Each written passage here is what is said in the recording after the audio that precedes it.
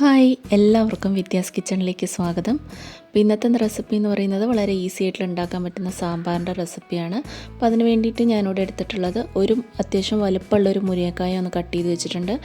പിന്നെ ഒരു ചെറിയ കഷ്ണം കുമ്പളങ്ങയും ഒരു ചെറിയ കഷ്ണം ചേനയും പിന്നെ ഒരു വലിയ ക്യാരറ്റും കട്ട് ചെയ്ത് വെച്ചിട്ടുണ്ട്. സാമ്പാറിന് കഷ്ണങ്ങൾ ഇത്തിരി വലുപ്പത്തിൽ അരിയണമാതിരി അരിഞ്ഞിട്ട് കട്ട് ചെയ്ത് വയ്ക്കുക. പിന്നെ ഒരു വലിയ വഴുതനങ്ങയും കൂടി കട്ട് ചെയ്തിട്ട് മഞ്ഞൾപ്പൊടി ഇട്ട വെള്ളത്തിൽ വെച്ചിട്ടുണ്ട്, അതിൻ്റെ കറിയൊക്കെ ഒന്ന് മാറി കിട്ടാനായിട്ട്. പിന്നെ കുറച്ച് ചെറിയ ഉള്ളി ഇട്ടോ, ചെറിയ ഉള്ളിക്ക് കണക്കില്ല, നമുക്കൊരു കൈപ്പിടി അളവിൽ ഇട്ട് കൊടുക്കുക. ചെറിയ ഉള്ളിയും കൂടി ഇടുമ്പോഴാണ് സാമ്പാറിന് നല്ലൊരു രുചിയും മണമൊക്കെ ഉണ്ടാവുക. അപ്പോൾ അതെല്ലാം നന്നായിട്ട് വാഷ് ചെയ്തിട്ട് നമുക്കത് മാറ്റി വയ്ക്കാം. ഇനി ഇതിലേക്ക് ഒരു 1/4 കപ്പിനും കുറച്ച് കൂടുതലായിട്ട് തോരപ്പരിപ്പ് എടുത്ത് വെച്ചിട്ടുണ്ട്. നന്നായിട്ട് കഴുകിയിട്ട് കുക്കറിൽ കുറച്ച് വെള്ളം വെച്ചിട്ട് ഒരു പാത്രത്തിൽ പരിപ്പാക്കിയിട്ട് ഞാനിവിടെ ഇറക്കി വെച്ചിട്ടുണ്ട്. ഇനി ആ പരിപ്പിലേക്ക് നമ്മൾ നേരത്തെ എടുത്ത് വെച്ചിട്ടുള്ള ചെറിയ ഉള്ളിയിൽ നിന്ന് ഒരു 4-5 ചെറിയ ഉള്ളി നമുക്കിതിലേക്ക് ചേർത്ത് കൊടുക്കാം. അങ്ങനെ ചേർത്ത് കൊടുക്കുമ്പോൾ സാമ്പാറിന് ഒരു പ്രത്യേക രുചി മണമൊക്കെ കിട്ടും കേട്ടോ. പിന്നെ അതിലേക്ക് ഒരു 1/4 ടീസ്പൂൺ മഞ്ഞൾപ്പൊടി ഇട്ട് കൊടുക്കുക. പിന്നെ അതിലേക്ക് കുറച്ച് വെളിച്ചെണ്ണ ചേർത്ത് കൊടുക്കുക. തൂവി പുറത്ത് പോകാതിരിക്കാനാണ് കേട്ടോ നമ്മളതിലേക്ക് വെളിച്ചെണ്ണ ചേർത്ത് കൊടുക്കുന്നത്. അപ്പോൾ അതും കൂടി ചേർത്ത് കൊടുത്തിട്ട് ഒരു സ്പൂൺ വെച്ചിട്ട് നന്നായിട്ടൊന്ന് മിക്സ് ചെയ്ത ശേഷം അടച്ചു വെച്ചിട്ട് വിസിൽ വരുന്നവരെ ഹൈ ഫ്ലെയിമിലും വിസിൽ വന്നു കഴിഞ്ഞാൽ സ്ലോ ചെയ്തിട്ട് ഒരു 5 മിനിറ്റ് വെച്ചിട്ടൊന്ന് നന്നായിട്ടൊന്ന് വേവിച്ചെടുക്കുക. പ്രഷറെല്ലാം വേവിച്ച ശേഷം പ്രഷറൊക്കെ ഇറങ്ങിയ ശേഷം നമുക്കതൊരു ചട്ടിയിലോട്ട് മാറ്റി കൊടുത്തിട്ടുണ്ട് ഈ ഒരു പരിപ്പ്. ഇനി ഇതിലേക്ക് നമ്മൾ നേരത്തെ അരിഞ്ഞു വെച്ചിട്ടുണ്ടായിരുന്ന പച്ചക്കറികളെല്ലാം ചേർത്ത് കൊടുക്കുക. നന്നായി കഴുകിയ ശേഷം പച്ചക്കറികൾ ചേർത്ത് കൊടുക്കുക. ഒരു 3 മീഡിയം വലുപ്പത്തിലുള്ള തക്കാളിയും കൂടി ചേർത്ത് കൊടുക്കണം. പിന്നെ ഇതിലേക്ക് ഒരു 2 കപ്പോളം വെള്ളവും ചേർത്ത് കൊടുക്കുക. പച്ചക്കറി മുങ്ങുന്ന അളവിന് വെള്ളം ചേർത്ത് കൊടുക്കുക. തക്കാളി നിങ്ങളുടെ പുളിപ്പിനനുസരിച്ച് കൂട്ടുകയോ കുറയ്ക്കുകയോ ചെയ്യുക കേട്ടോ. പിന്നെ ഒരു ടീസ്പൂണോളം ഉപ്പും കൂടി ചേർത്ത് കൊടുത്തിട്ടുണ്ട്. എന്നിട്ടിത് നന്നായിട്ടൊന്ന് മിക്സ് ചെയ്ത് കൊടുക്കുക.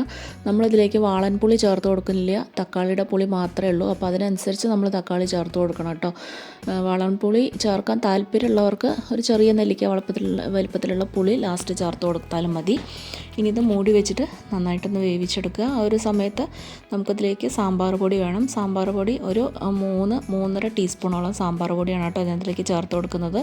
ഒരു 1/4 ഗ്ലാസ് വെള്ളം ഒഴിച്ച ശേഷം കട്ടകളൊന്നും ഇല്ലാണ്ട് നന്നായിട്ട് മിക്സ് ചെയ്തിട്ട് അവിടെ മാറ്റി വയ്ക്കുക. ഇത് നമ്മൾ വീട്ടിൽ തന്നെ പൊടിച്ച സാമ്പാർ പൊടിയാണ്.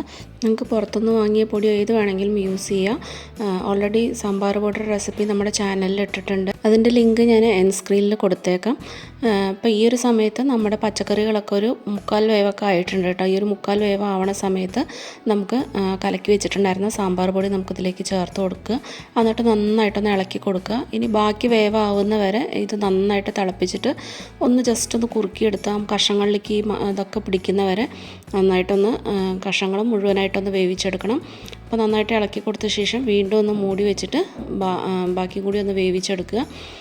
അപ്പോൾ വാളംപുളി ചേർത്ത് കൊടുക്കുന്നവർ ഈ സാമ്പാർ പൊടി ഇട്ടിട്ട് ഒരു 5 മിനിറ്റ് കഴിഞ്ഞ ശേഷം വാളംപുളി കൂടി ചേർത്ത് കൊടുത്തിട്ട് നന്നായിട്ട് തിളപ്പിച്ച് എടുക്കണം കേട്ടോ. അപ്പോൾ ഞാനത് ചേർക്കാത്തതുകൊണ്ടാണ് കേട്ടോ ഞാനിവിടെ അത് ചെയ്യാത്തത്. അപ്പോൾ ഈ ഒരു സമയത്ത് കഷ്ണങ്ങളൊക്കെ നന്നായിട്ടൊരു 8 മിനിറ്റ് കഴിഞ്ഞപ്പോഴേക്കും കഷ്ണങ്ങളൊക്കെ ഫുള്ളായിട്ട് നന്നായിട്ട് വെന്ത് കിട്ടിയിട്ടുണ്ട്. ഇനി നമുക്കതിലേക്ക് വറുത്തിടാം. അതിന് വേണ്ടിയിട്ട് ചട്ടി വെച്ചിട്ടുണ്ട്, അതിൽ വെളിച്ചെണ്ണ ഒഴിച്ച് കൊടുത്തിട്ടുണ്ട്. അതിലേക്ക് കടുക്, കുറച്ച് ഉലുവ ഇട്ട് കൊടുക്കുക കേട്ടോ.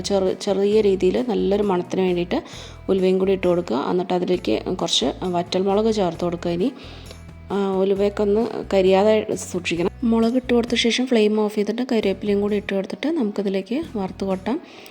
ലാസ്റ്റ് നമുക്കിതിലേക്ക് കുറച്ച് കായപ്പൊടിയും കൂടി ചേർത്ത് കൊടുക്കുക. ഓൾറെഡി നമ്മൾ സാമ്പാർ പൊടിയിൽ കായൊക്കെ ചേർത്തിട്ടുള്ളതാണ്, എന്നാലും ലാസ്റ്റ് കുറച്ചും കൂടി ചേർത്ത് കൊടുക്കുക. ഇനി ഒരു 5 മിനിറ്റ് മൂടി വെച്ച ശേഷം നമുക്കിത് ഉപയോഗിക്കാം. ആ ഒരു ലാസ്റ്റ് വറുത്തിട്ടതിൻ്റെയും ആ കായത്തിൻ്റെ ഒക്കെ സ്മെല്ലൊക്കെ നന്നായിട്ടൊന്ന് അതിൻ്റെ ഉള്ളിലേക്ക് ഇറങ്ങി കിട്ടും.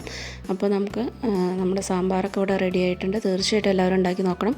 സാമ്പാർ പൊടിയൊക്കെ നമ്മൾ വീട്ടിലുണ്ടാക്കി വെക്കുകയാണെങ്കിൽ വളരെ പെട്ടെന്ന് തന്നെ സാമ്പാർ ഉണ്ടാക്കിയെടുക്കാം. ഇത് പലഹാരത്തിന് അതേപോലെ ഇഡ്ഡലിക്കും ദോശയ്ക്കും ഒക്കെ നല്ല ടേസ്റ്റായിട്ടുള്ള സാമ്പാറാണ്. തീർച്ചയായും എല്ലാവരും ഒന്ന് ഉണ്ടാക്കി നോക്കൂ, ഫീഡ്ബാക്കൊക്കെ അറിയിക്കൂ. ചാനൽ ഇഷ്ടപ്പെട്ട സപ്പോർട്ട് ചെയ്യാനൊന്നും മറക്കരുത്.